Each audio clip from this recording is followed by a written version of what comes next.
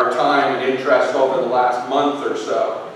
And for Brazil, they have spent somewhere upwards of $14 billion on the World Cup. $14 billion.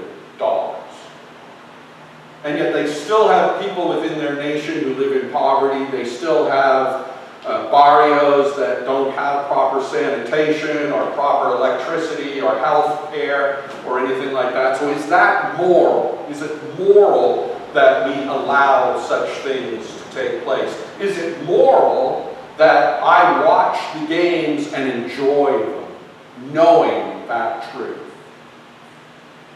In the United States, the introduction of affordable health care by the president has caused this massive fight to take place between the Democrats and the Republicans.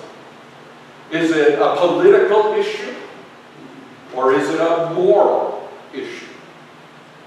Here at home, the oil sands project in Alberta is bringing that province and our nation billions of dollars. It strengthens our economy. It raises up standard of living, especially in Alberta. But it raises up standard of living.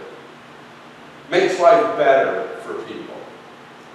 But it comes at a huge environmental cost. Is it moral? And no discussion about morals would be complete without bringing up Rob Ford.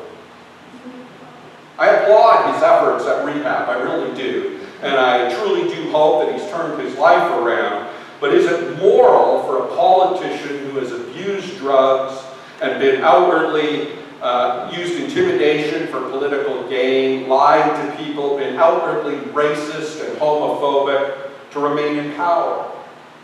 And what does it say about the moral values of people in Toronto who are still prepared to vote for him come October?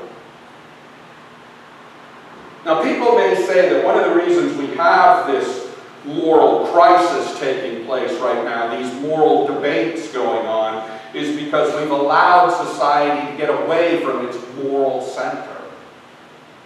Everything has become relative, and so the moral viewpoint is decided by the individual, not by the society or community. Where once society exerted a moral code on people to govern behavior, that no longer seems to be the case. Where once we were governed by certain moral absolutes, specific moral principles, now it seems each person is free to decide for himself or herself what is moral, what is right, what is wrong. As long as we allow such relative morality to hold sway, our society will seemingly continue in this downward spiral into moral chaos. Perhaps it's time to reestablish some strict moral guidelines, some unassailable moral values that will help us get back to a time when things were black and white, when the morality of the society was based on sound biblical values rather than the whims of the individual or a specific group. Although, I do have to ask whether such a moral code ever really existed within society. Were things ever black and white? Did sound biblical values lead to principles of right conduct? Well, of course, is the obvious answer. 50 or 60 years ago, when questions of moral conduct were so much easier to address, we did not have the moral confusion of the present day, and so obviously things were better back then. I blame Tommy Douglas. He was the one who opened up a whole can of worms by asserting that access to affordable health care was a moral issue, a matter of human dignity, human right, rather than just a political or economic cause. Homosexuality was still considered a crime within that time, within our lifetimes. Homosexuality was considered a crime, punishable by imprisonment. Society's moral code regarded homosexuality as a sin, as a disease, as corrupting, as an abomination. And so it was hidden. It was a shameful thing.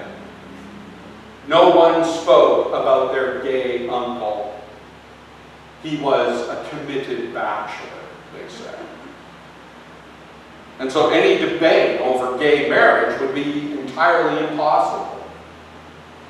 No one debated the environmental impact of our actions. The pollution of land and water and air was regarded as part of our quest for a more comfortable life, because biblical principles told us we had dominion over the earth. That's what God said in the book of Genesis.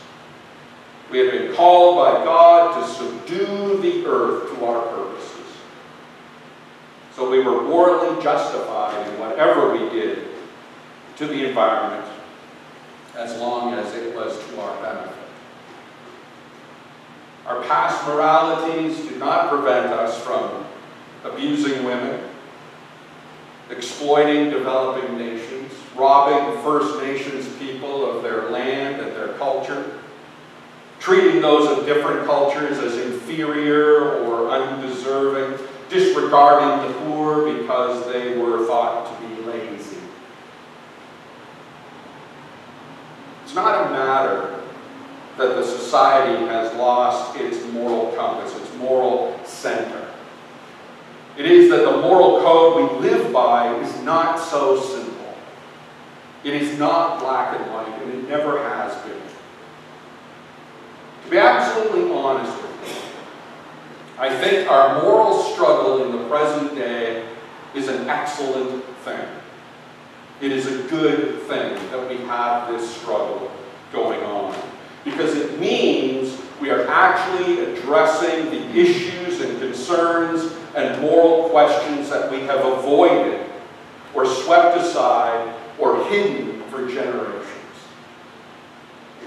It wasn't too long ago that to be seen as gay or effeminate within a community made you a target of abuse, both physical and verbal.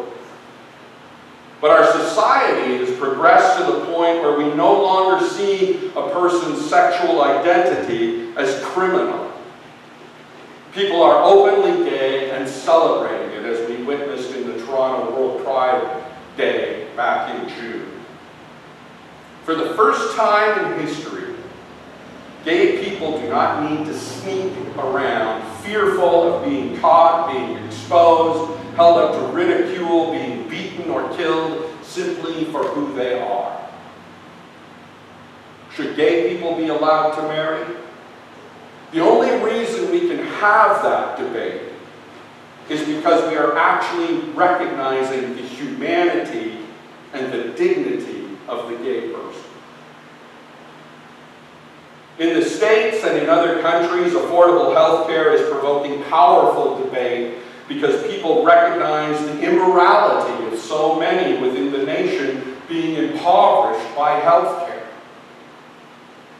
The debate over health care, both in the US and here in Canada, speaks to the moral understanding of a society's responsibility toward its most vulnerable citizens. We debate the environmental risks of the oil sands because the biblical attitude of subduing the earth, of dominion, has been transformed into a moral understanding that such dominion requires good stewardship on our part. People no longer believe that we have the right to exploit the world's resources heedless of the human or environmental costs. So as those issues have entered into the debate, the morality under which we have operated has also come open to debate. Now, if you ask people what we base our moral code upon, a lot of people might have said the Ten Commandments, which we read this morning.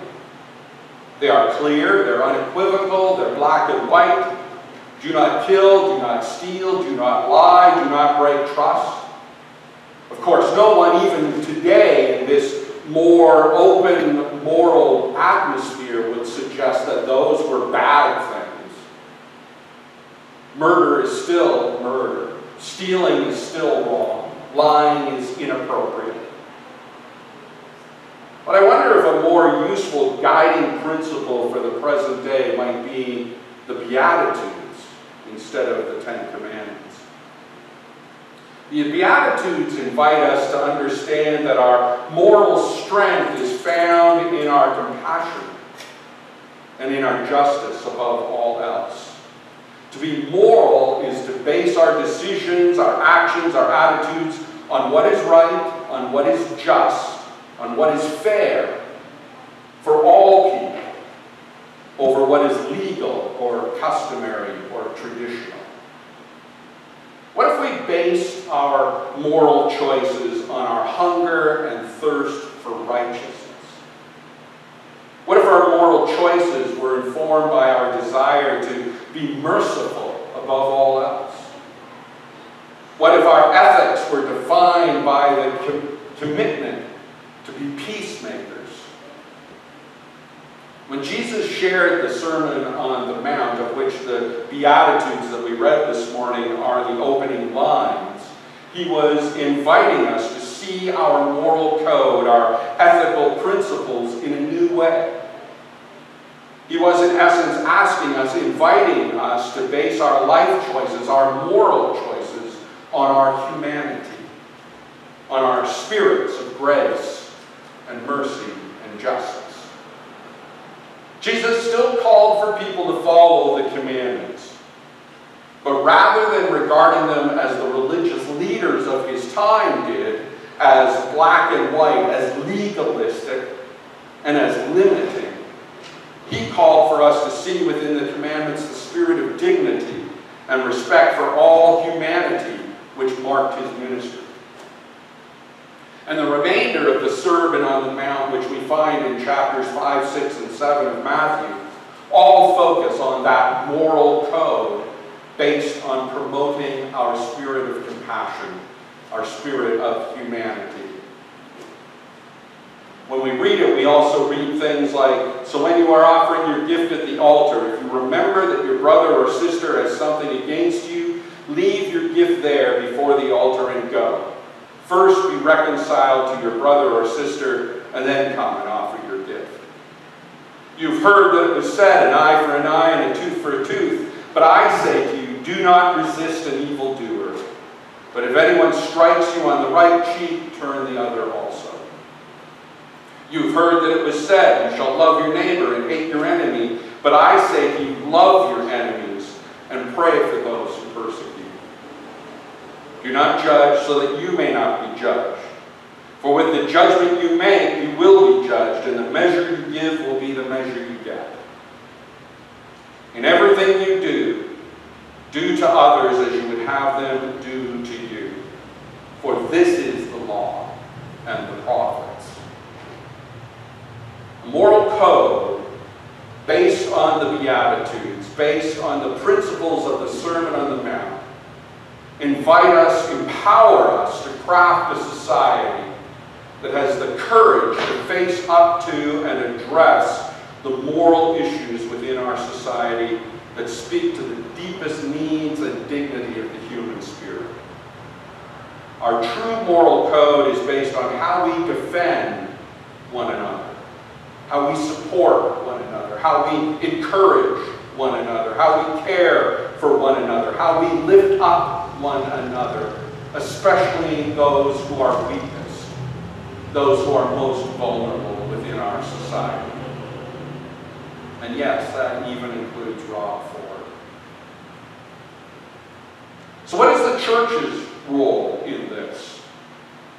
Can the church be a meaningful, expressive, righteous, authoritative, authentic, moral voice in this day and age? Well, you have to come next week to hear that.